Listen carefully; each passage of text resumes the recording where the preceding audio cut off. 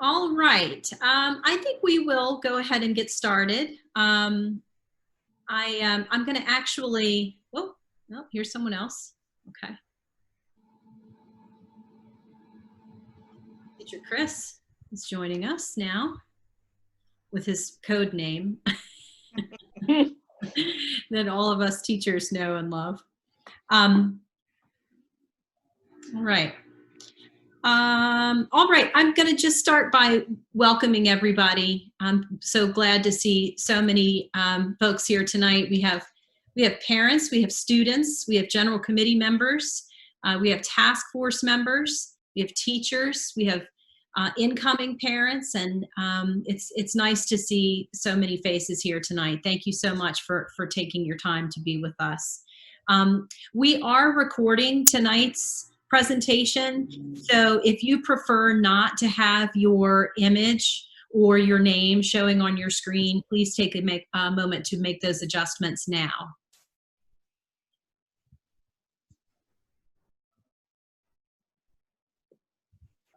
Our meeting tonight will run until 8 o'clock at the latest. So for the sake of time and efficiency, I'm going to actually turn everyone's audio off. You will still be able to have your, and I'm gonna take your ability to unmute yourself as well away. We'll take care of that for you. If you have questions during the presentation, please put those into the chat box. Does everybody here know how to use the chat box? At the bottom of your screen, there is in the center a little message bubble with the word chat over it. So that's where you can put your questions. Teacher Karen is going to collect those throughout the night, and we'll gather those up and answer them later on in the call. I want to take just a moment to thank the members of our task force who are here tonight. We have several of them. As you know, we assembled a task force in June of parents and teachers and general committee members, all who brought a certain expertise and knowledge to the group.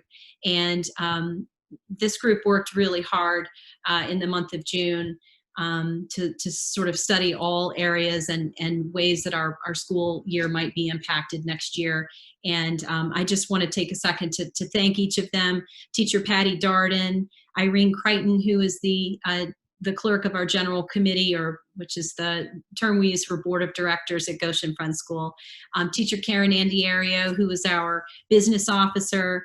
Dana Kelly, who is a parent, and the outgoing head of our GPC, which is our parent organization. Teacher Kim Pran, who teaches our littlest friends here at Goshen Friends School. Tamara Fierst, who is a parent at Goshen Friends School and also a physician. We appreciated her expertise very much, as well as Al Hom, who is an outgoing parent after many years of being at Goshen, who is a gastroenterologist and also served on our task force and loaned us much needed medical expertise. And then also teacher Colleen, who is our butterflies teacher. We had a few other members on the task force who couldn't be here tonight, but I just wanted to take a second to say thank you to each of you who were here tonight who served on that committee.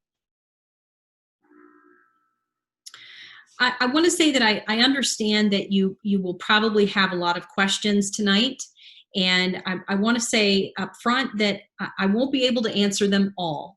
And this situation is very fluid. And the plans that we've laid up to this point they're going to require further evaluation, and we will take that time in the next couple of weeks to see where we are. What we can't answer tonight, we will certainly try to answer in the coming days. And if you think of a question tomorrow or the next day or next week, please feel free to email them to me. Teacher Karen, maybe you wouldn't mind putting my email address into the chat now for everyone.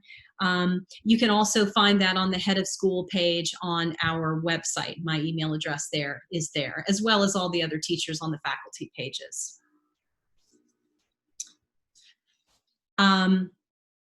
So Last week, we launched our reopening plan, which hopefully you've all had a chance to review. Um, it includes all of our health and safety procedures for the coming year and how they will impact our routines and procedures and program for next year. These new protocols are based on guidance from the PA Department of Education and the Chester County Health Department. We may loosen or tighten those restrictions at any time. And we promise we'll keep you posted when we do. We'll do that through the Goshen Weekly and on our website. As you know, our plan at the moment is to open on August 24th. I know the question on everyone's mind tonight is probably, what will we do now that Westchester Area School District will not open in person? We were a little surprised by that, I will say, on our end. We thought they were going to do a hybrid opening. We were a little surprised to learn that they were going to, their plan is to, in fact, open remotely for everyone. Of course, that has not been approved by the board yet, but it will go to vote next week, and I presume it will be approved. So we're different from our public neighbors in a lot of ways. Their decision was based on a number of factors that wouldn't affect us. We can cohort our children, so meaning we can keep them in bubbles, and the bubbles don't mingle or interact with anyone. We're small. So the nice thing about being small is that when we do go inside, we can easily achieve 6 feet of social distancing.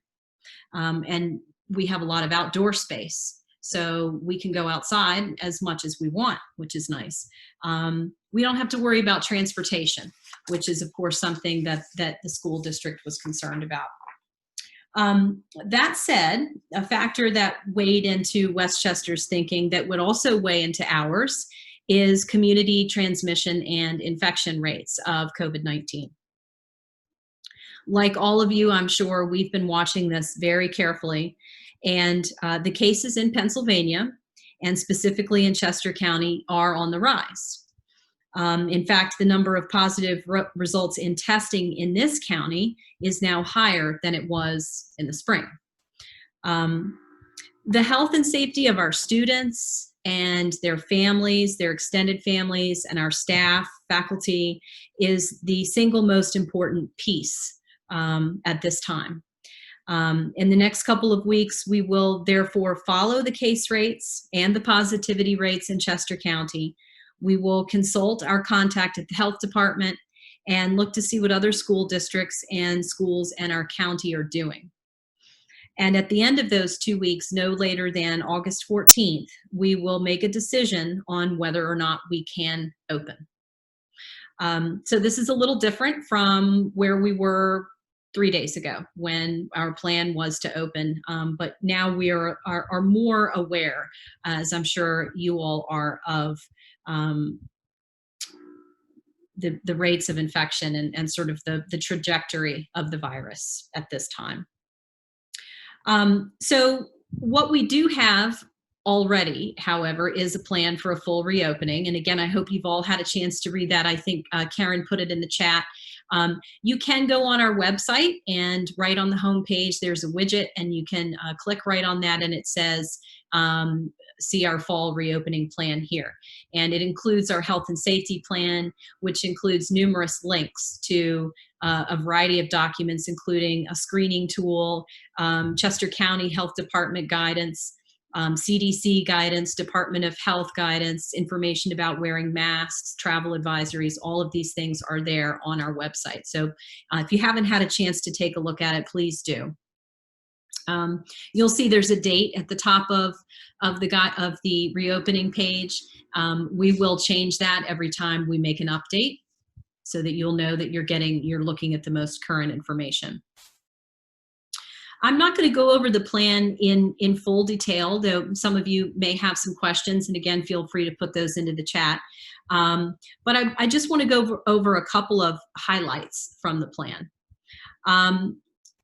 There are going to be some things that are going to make us look different next year. So we will all be wearing masks. We'll be outside most of the time. We will be screening all students, staff, and visitors who come onto campus with temperature checks and a general health questionnaire. We won't allow visitors into our classroom, and unfortunately, that includes parents.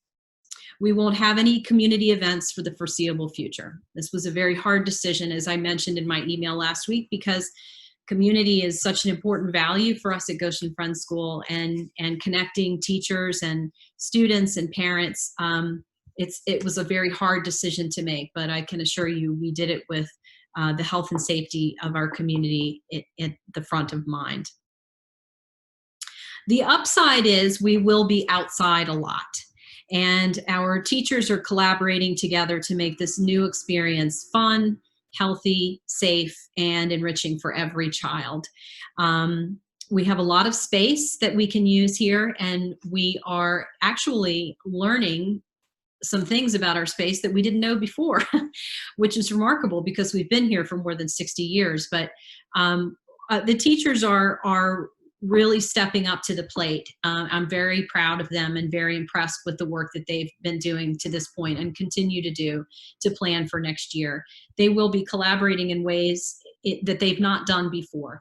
And I think that that's really going to be a great benefit for the students. So I haven't gotten many questions over the last couple of weeks, but I have gotten a couple, so I thought I would go over those with you now. The first question is, will the children be able to play together? And the answer is yes, but they will be distanced from one another as much as possible. It's not always easy to do, as we learned at camp. And I will add that during that camp experience, we refined some of our practices and made some adjustments so that the children could still be safely distanced, but still be interacting with one another and playing and having fun. As we did at camp, we will plan to offer ample activities and we'll teach the children how to play alongside one another. And we'll make sure that our reminders are gentle. We will plan to develop some verbal and nonverbal cues that will sort of quickly and easily remind them when they need to have bubble space or airplane arms or a variety of other cues that we can use to remind them to distance themselves. The key will be that we will be loving and gentle, and we will not be barking at the children when they are getting too close to one another. I think the other key is going to be teaching them at the beginning of the year, like everything, why we're doing this and what we're doing. What will the day look like? So we are modeling next year's program on camp. And any of you who have participated in camp over the years, you'll know that we use our outdoor space. We maximize our outdoor space. And we typically, at this past year, we had 5 different stations where the children rotated through with activities for them. So we're going to do the same in the coming school year. So we will be out on the lawns. We have a lawn here on the other side of my window. We have a nice big lawn over by the parking spaces. We have a field on the other side of the playground. We have the playground, we have an outdoor classroom, and we have the blacktop around the Grange. We got ourselves a lot of traffic cones so that we can prevent traffic from coming through, as it sometimes does, so that we know that the children will never, parents, children, and teachers will never have to worry about cars coming onto campus while they are playing outside in these spaces. So the teachers, as I mentioned, will be collaborating with one another. The children will rotate through these stations. The stations will change periodically, and there will be collaboration where they will be sharing activities, and then there will also be activities that will be led for that particular class by that particular teacher. So for instance, teacher Colleen and teacher Lauren will be teaching their Wilson Foundations for pre-K students in their own way and in their separate space. Whereas perhaps teacher Kim will be going over some of her color units in another space. So we won't be sharing everything. There will still be specific activities that are done for each class as well. Will my child have to wear a mask? The answer is yes. Your child will have to wear a mask. However, the good news is that as long as we are outside and as long as we can ensure that the children are at least 6 feet apart, they don't have to wear their masks, but they will always have to have their masks handy, because if there is at any time we feel that we are not able to really distance the children, if it seems that in the moment there is an activity that just doesn't lend itself to distancing, then we will ask the children to put their masks on. The masks will stay with the students throughout the day, or through the teachers throughout the day. If the children have to go inside for inclement weather or to use the bathroom, they will have to wear their masks. And of course, if there are stretches of time in the winter or rainy period of rainy days, then we'll just plan to be inside. And at that time, they will have to wear their masks.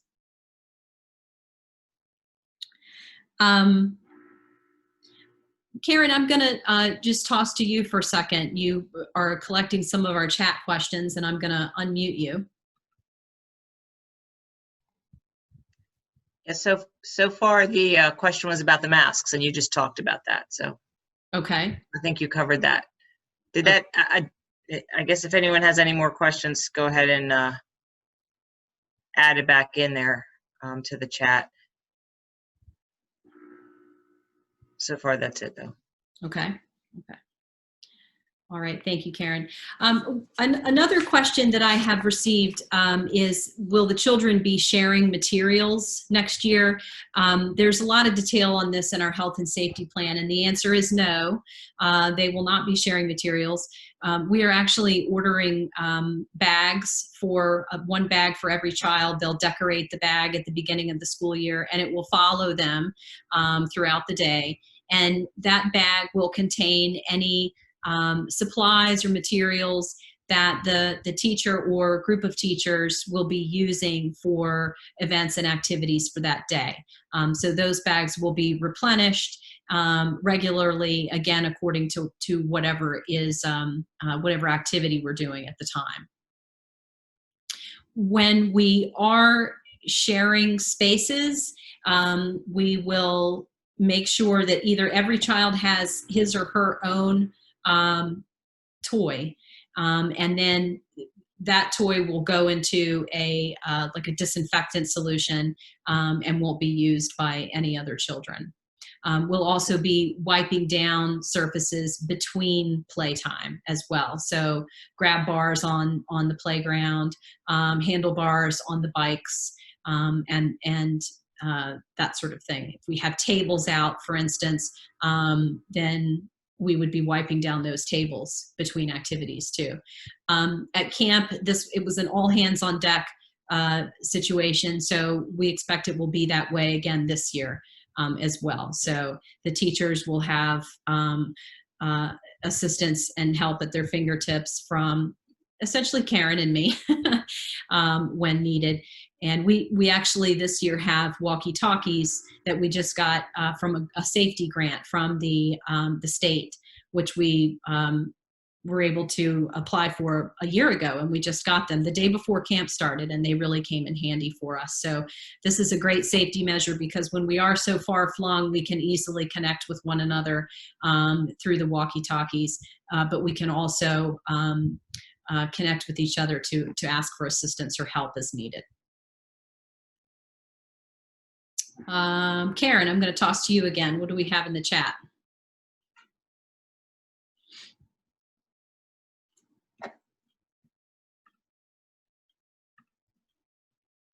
Oh, there you go. Yeah, you have to unmute me, and then I have to do something. Okay, so there's a question about, if the school does not open on August 24th, is there a plan for online school? So our original thinking is that we feel like we can't open school for 3 and 4-year-olds remotely. We feel like we have to establish some sort of teacher to child in-person connection before we could begin remote learning. One of the things that we're going to be looking at in the next couple of weeks is, if we can't open on August 24th, what could we do?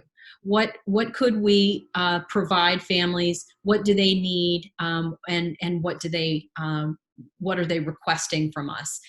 So we will send out a survey in the next couple of days. Please take some time to complete the survey. That's how we'll know how to plan. If we're not able to open on August 24th, what some alternative options might be. We really need input from everyone. We have to have that to know how to move forward. Okay, another question is, would it be possible to receive day off notice for instances that the kids would have to be inside? So in other words, let the parents know ahead of time that this is a day we're going to be inside the building. I think that's possible sometimes, maybe even most of the time, maybe not all the time. You never know when the wind will kick up and we just don't feel like it's safe to be outside, so we'll have to scoot indoors. But I think that that's something that we can do a lot of the time. Let's see. There's also a question about students who don't keep their masks on, who kind of, a student that chooses to remove their mask, or if they may keep it on, they may not, they play with it, whatever. So kids who are reluctant to keep the mask on. Well, so I would answer that question by starting by saying that we're going to ask parents to talk with your children about masks in the coming weeks, why we're doing it, how to put them on, how to put them off. Wear them at home a little bit so that your children can get comfortable with them. And if you go outside, wear them as well. That way they can see you wearing your mask, and they can know that it's okay. And I think when we come to school and if we're having trouble with our masks, just like everything, we're going to partner with our parents to help the children learn how to keep the mask on and to be comfortable with the mask on. When we're outside, again, we won't be wearing them, but when we're inside, and we will allow the children to take mask breaks. So we'll have some designated areas where they can go with the teacher to go outside for a couple of seconds or step outside the classroom and just take a quick break, take the mask off for just a second and put it back on. There's also, now let's see, a question about how will we establish spaces where children can be? Are we going to use tape, partitions, or just gentle reminders? So for in the areas outside, the activities will be stationed 6 feet apart. So it will be clear where the children will be able to play. When they're inside, so for instance, if they're getting into line to use the restroom, we'll use markers on the floor so they'll know how to be 6 feet apart from one another. And at snack tables as well, we'll set the table up if they're inside having snack in a way that the children are not directly across from one another, but staggered. So the tables and the chairs will be positioned in that way. If we're in circle time, some teachers will maybe do this differently. Some might use little kind of like sit-upons, or the other possibility is hula hoops to keep that 6 feet of space around them. So there are a lot of different ways we will do that depending on where we are and depending on the teacher and what works in that classroom. Okay, Mimi, how about some examples of what the rotation activities might look like? Well, so one thing I want to say about our outdoor learning next year is we're going to keep it, we're going to plan a couple of weeks or a few weeks at a time. And that's going to be dependent on weather largely. So at the beginning of the school year, for example, we know it's going to be hot. It's August 24th. So we're going to have a water play area for them because we think they're going to need to cool off. And water play is really a lot of fun. It's a nice physical activity. So we'll ask families to actually send their kids to school in bathing suits and plenty of sunscreen on those days when we know it's going to be hot. But some other activities that we'll have a circle time area, which will be on the lawn just across from the playground. And each class will rotate in and out of the circle time area. And the teacher at that time will use her own activities that she uses for her typical morning meeting. And then we'll also start with a gross motor play area. We know this was very popular at camp, so we had a badminton and cornhole for the kids, and also balance beams and stepping stones. So the children really enjoyed this. We also will use our outdoor classroom quite a bit. And again, we're going to be rotating supplies and activities through each of these stations. But in the outdoor classroom, we had children using shaving cream on the easel. They were playing in the house. They were working at the outdoor kitchen. But then we also had a 6-foot table for them to do crafts. And then we'll have tables throughout the campus so that children can stop and do a craft activity. And we haven't yet decided if we're going to do that per class or as a group, or just have those stations there for children who want to do an art activity. So for instance, an easel painting might be one of those stations. And so we'll change, we will certainly, just as we do in the classroom every year, as we finish one particular unit or theme of study, we will refresh the things that are in that learning area to support whatever the children are studying at that time. And as you mentioned before, Mimi, the pre-K rooms will still be doing the foundations, the letter recognition, and some of those activities probably in that circle time when they have that opportunity. But the teachers they're creative people, and they're going to introduce that, those concepts throughout as they move around. Right. And they may be using, maybe departing a little bit from some of the typical teaching tools that they use to teach language arts or even math, because if we're outside, maybe instead of playing, counting and sorting little colored bears, maybe the children are collecting their own pine cones or rocks or twigs or stones, and they're using those in a counting and sorting activity. So we'll rely on the outdoors to supply a lot of the pieces for learning. So hopefully that answered the question. So it is, there are projects and themes and physical outdoorsy activities. So all of the above. Will there be snacks given out? Yes, we will provide snacks. We will provide single serve, individually bagged snacks each day. And teachers will also be carrying water and cups with them. So the children will have those as needed on hot days.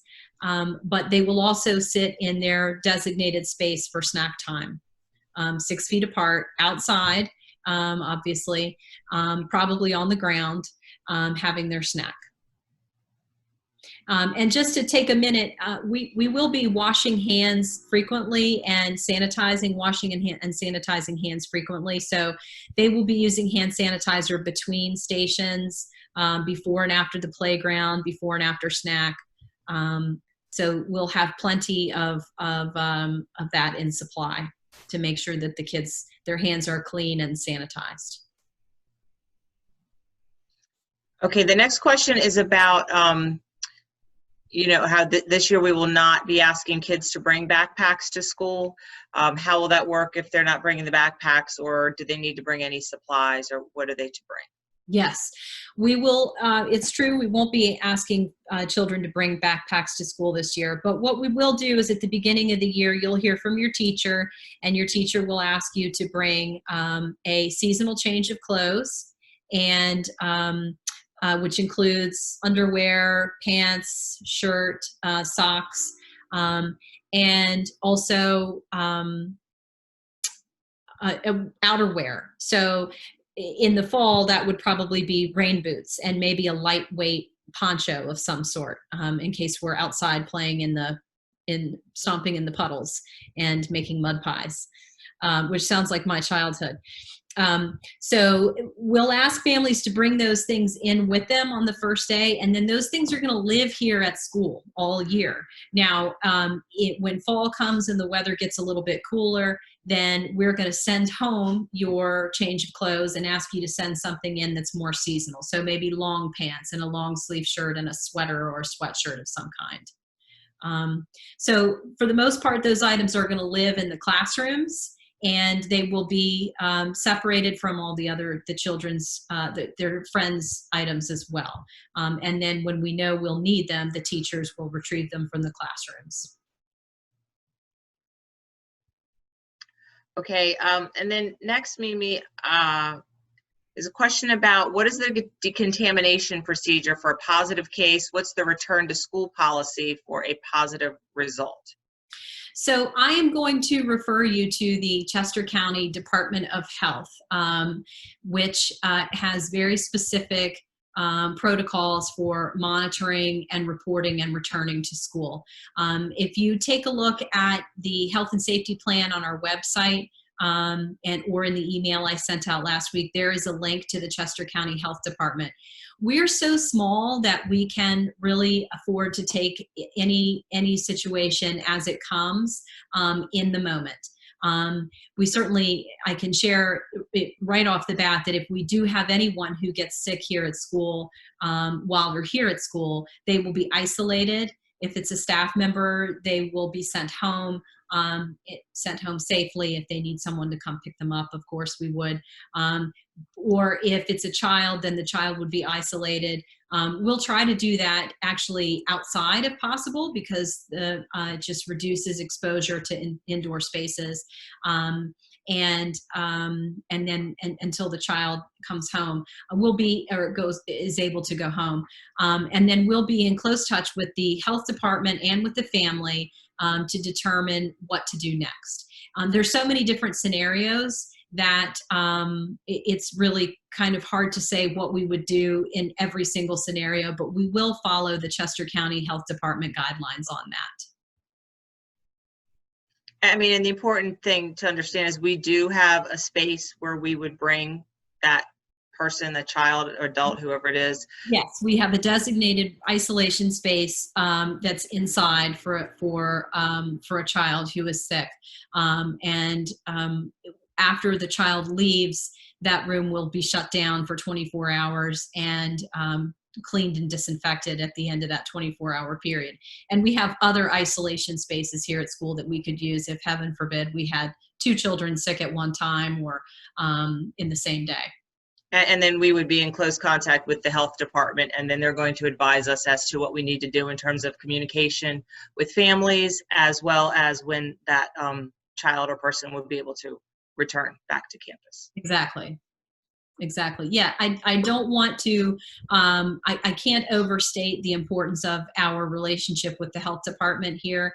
We've already had to be in contact with them, not specifically about a case of COVID, but just about a question. And they were very helpful, and they've, I think, done a really nice job of setting up lines of communications with schools. And we have our own designated person now and can reach them in any moment and get the advice that we need for moving forward.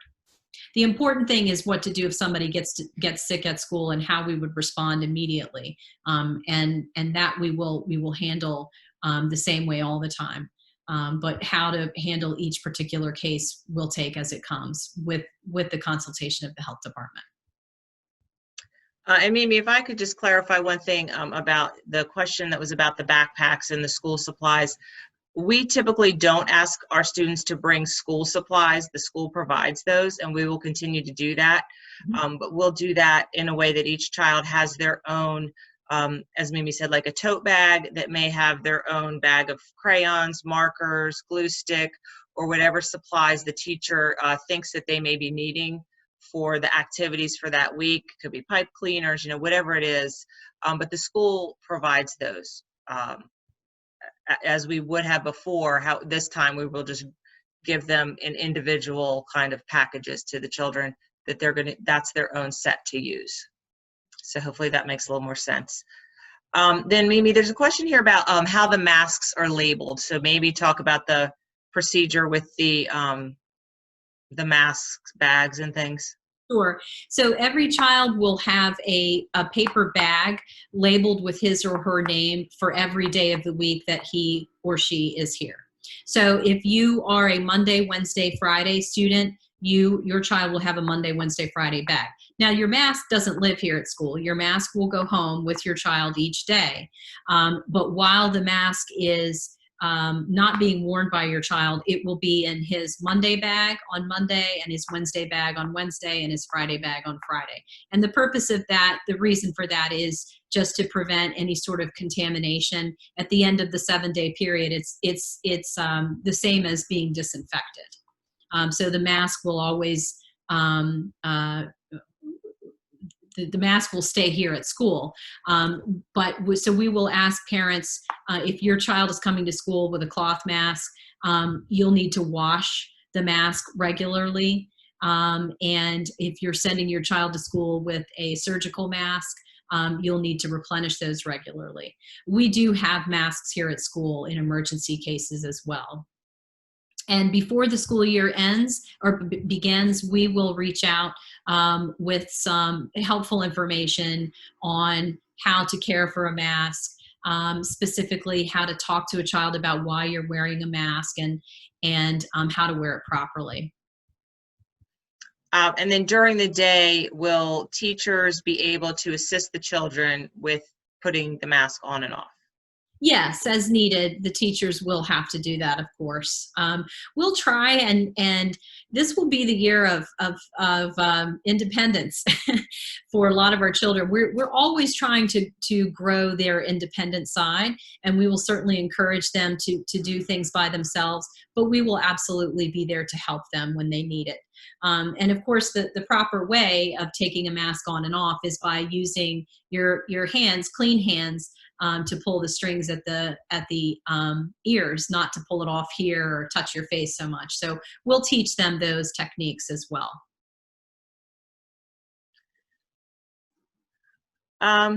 We do have a question about the flu vaccination. Are students going to be required to receive the flu vaccination this fall?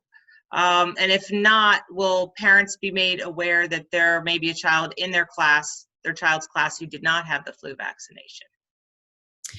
We are strongly recommending, as is the CDC, every child to receive a flu vaccine this year. If you choose not to vaccinate your child for the flu, then we need to have some record of it in class here in the office. At this time, I have no plans to notify anybody that a child in their class has not had the flu vaccine.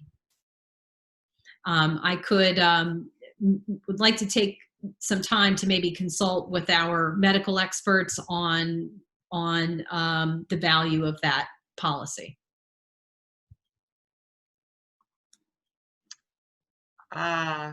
Okay, so the next question is about masks also.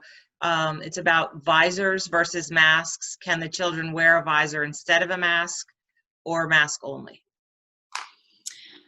So what we know by visor, I think we mean the plastic, the clear plastic face shields. So what we know about these is that they protect the wearer, but they don't necessarily protect the people around them. And this, I think, is one of those procedures that we really have to just be very clear on.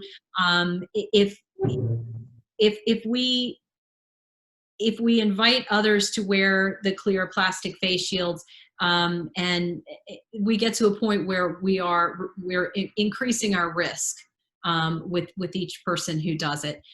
So what I would say is, as we often do, for instance, when a child is learning how to become independent in the bathroom, we're going to partner with the parent on that and see what we can do to support the child in the classroom when he or she has to be wearing the mask.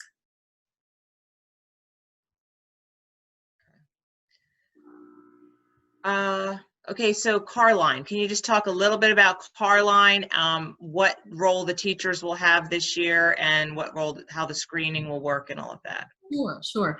So we'll have 2 car lines again. We are not going to be doing one around the Grange. We're going to do one at the top of the playground, and we're going to do another one by the extended care entrance in that vicinity. There will be a designated screener. That would be Karen and myself. And we will be doing the temperature checks and checking in with each person in the car on the temperature checks, and then making sure that everyone has taken the self-screening questionnaire. Once the child has been cleared, then we'll use our new walkie-talkies, which I'm very excited about, to radio the teacher, who will be close at hand anyway, to say, Teacher Kim, Johnny is here. You can come pick him up. And then Teacher Kim will come over and take it from there. But also about in the past, the teachers have unhooked the children and hooked them. Yes, that is true. In the past, we have done that. This year, we won't be doing that. We're going to ask you, the parent, to turn around and unbuckle your child. And then at the end of the day, we're going to obviously make sure the child gets into the car safely, and then ask the parent to pull up a few feet and finish buckling the child in. And the reason for this, obviously, is that we're really trying to reduce the up close and personal time with the children. And that's not to say that we aren't going to be soothing them when they get a boo-boo, or offering them some manner of affectionate reassurance when they're feeling sad or worried. We're not going to be 6 feet apart from them all the time. We know that's a reality. But when we can, when practical, we're going to maintain some distance as best as we can. And this is one of those places where we can do that, is with unbuckling them or not buckling them. It's hard sometimes for the teachers, because they sometimes have to climb into the car to unbuckle, and that's okay. It's especially if you have several kids and you've got a way back seat. So this way, it just prevents the teacher from having to get into that closed-in space and help the child. Related to that, though, Mimi, when the parent gets out to do the buckling of their child, do they need to wear a mask? Yes. We're asking parents to wear masks, parents, faculty, visitors, staff, to wear masks at all times. And in reality, you may not have to get out to buckle your child in.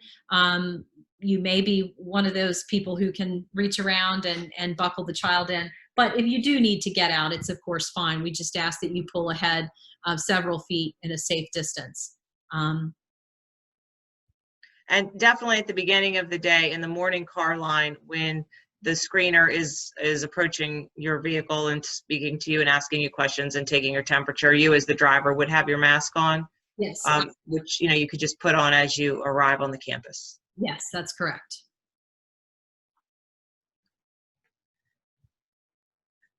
I think I got all the questions. Let me just do a quick skim here. I may have missed one.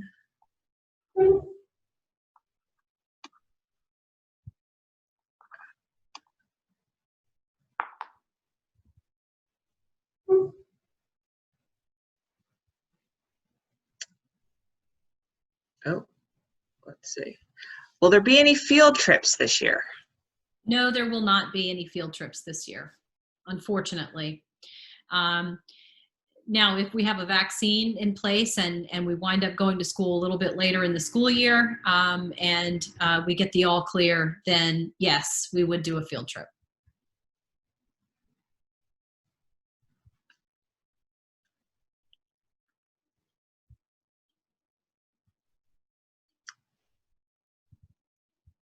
Is that all we have, each parent? That's all we have right now. Is there anyone from oh, wait a minute, let's see. That's it? Okay. Was there anyone who was on one of the committees that wants to, oh, and here, I know another one, here's another one. Will there be an opportunity to meet the teacher prior to school? Like, what will the back to school night / orientation, all of that look like?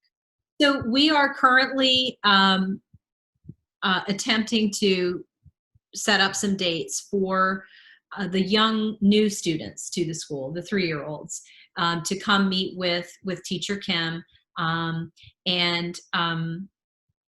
We don't have those dates yet because, like everything, Teacher Kim's schedule is a bit in flux now too. She has 2 kids she has to get off to college. So as soon as we know when we can do that, we will let you know as soon as possible. And I really appreciate your patience on that. And I know Kim does too. And exactly how that will look, we're still working out those details. It may be one-on-one or it may be a small group. It would be outdoors. And it would just be an opportunity for the children to sort of come to school, meet their teacher, and sort of acclimate a little bit with our campus in general. We're looking at starting that the week of August 10th and then the week of August 17th. And again, we'll just have to sort of wait and see what those what the dates are on that. We'll keep you posted. We will not be having an orientation this year as we often do.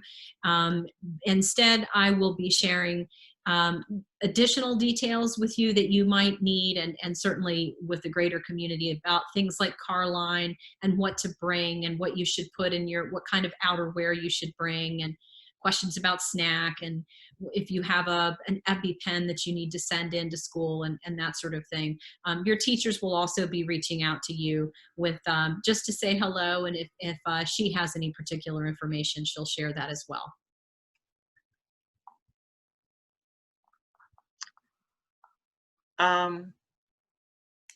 So Mimi, what are the symptoms that would require that we would have someone be picked up from school? Well, so again, we're basing this on the Chester County Health Department. I should have the symptom checker right in front of me, but there is a kind of a tier 1 of symptoms, which are fever, coughing, shortness of breath. And then there's a tier 2, which is if you have any 2 of these other symptoms, diarrhea, nausea, and vomiting. I'm drawing a blank on what they all are, and we read them out a couple of weeks ago. I can take a second and go in the next room and grab the list. The screening document is on our website. On the yes, I'm seeing someone is reminding me, loss of smell and taste without congestion is another one of those second tier symptoms. But if you go on our website, there again, right on the front page, click here for a fall health and safety plan, and click there and go through. You'll see that on the web page there are all of the documents that are on PDFs are on the right side of the page, and then there are also links as well. But if you click on the screening document, it'll pull up all of those questions. And I want to add here that if we need to change those questions, if new symptoms appear, or if the travel advisory changes, we'll let parents know. And I see Teacher Karen has shared that in the chat as well.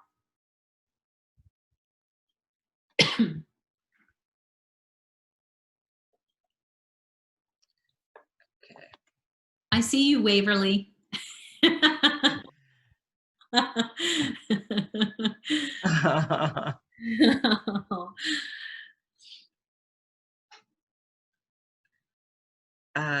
Okay, let's see. I got everything. Okay, so that is all that's in the chat right now. Okay. Maybe give people a couple more minutes, or if there's anyone, I was going to say, who was on one of those, one of the committees that has something burning that they would like to mention. Yes, please feel free if I missed anything. Just a reminder, we will be sending out a survey next week, so we thank you in advance for taking some time to answer those questions. Again, this will help us to know what you might be interested in if we do need to find some sort of an alternative to opening on August 24th.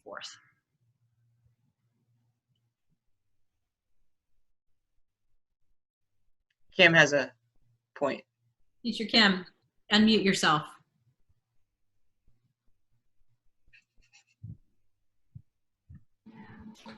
I just want to say that in the midst of all this, and we're talking about the masks and how we're doing car line and all the minutia of having to do things differently, and some of that, sometimes as adults, that makes us a little anxious because we're used to things the way they were. In the last couple months, having to sit down in committee and plan this stuff, I came out very optimistic in the end for the whole thing. The things that we're going to be doing with the kids are going to be super fun, and they're going to really like it. In fact, if they have to go back to school as normal, they might not like it as much. So having said that, I want to encourage you to be excited about how school's going to roll for Goshen Friends, because I think the kids are going to have a blast, and it's really going to get some of us teachers out of our rut and the way we always do things and make us think creatively, and we might even do it better than we've ever done it before. So on that note, try to get excited about everything. And I think the kids were super resilient at camp. You know, we were all worried about how they were going to handle the mask and how they were going to handle everything, and they did so well. They were so resilient, and they really got in the groove and did it well. So wanted to give you a happy note and just tell you guys that we're excited. Thank you, Teacher Kim. That's terrific. Thank you so much. Thank you, thank you.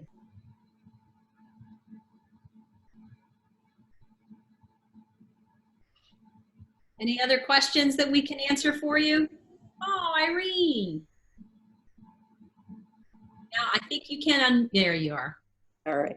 I just would like to say on behalf of the General Committee that the faculty and Mimi and Karen as the staff have done an extraordinarily fabulous job on all the hard work. This has been very, very difficult and very time consuming, and a lot of thought has gone into everything.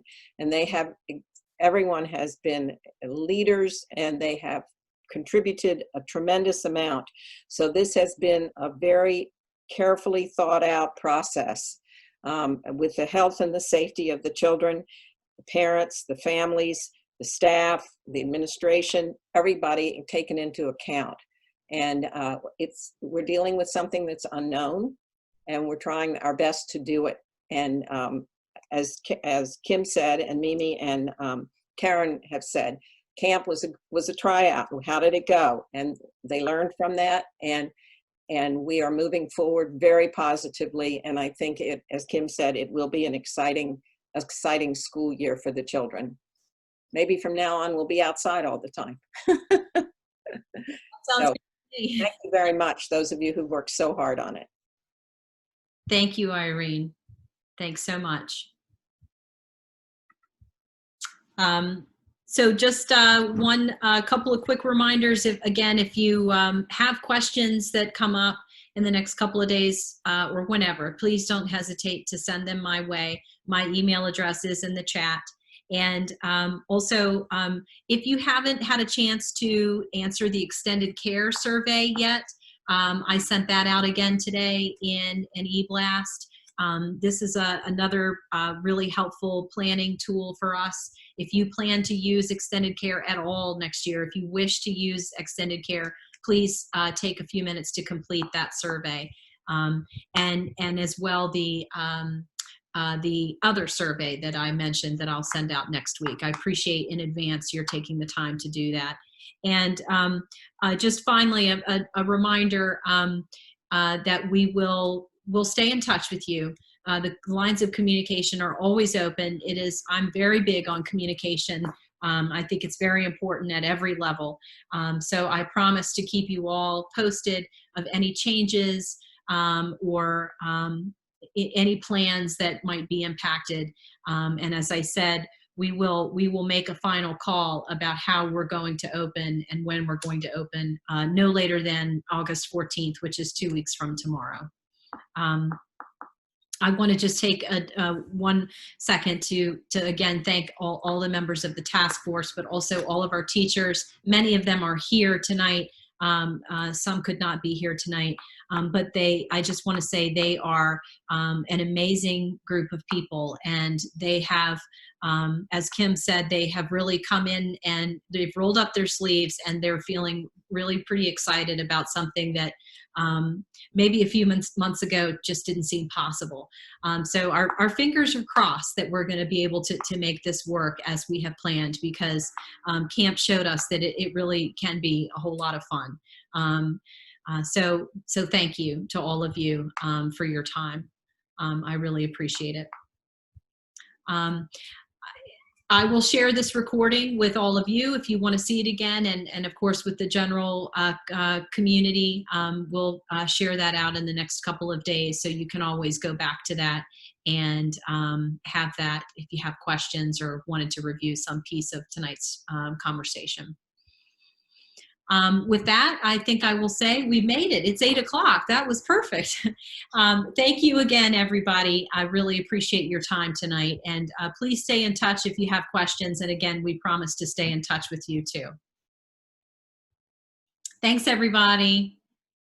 Good night.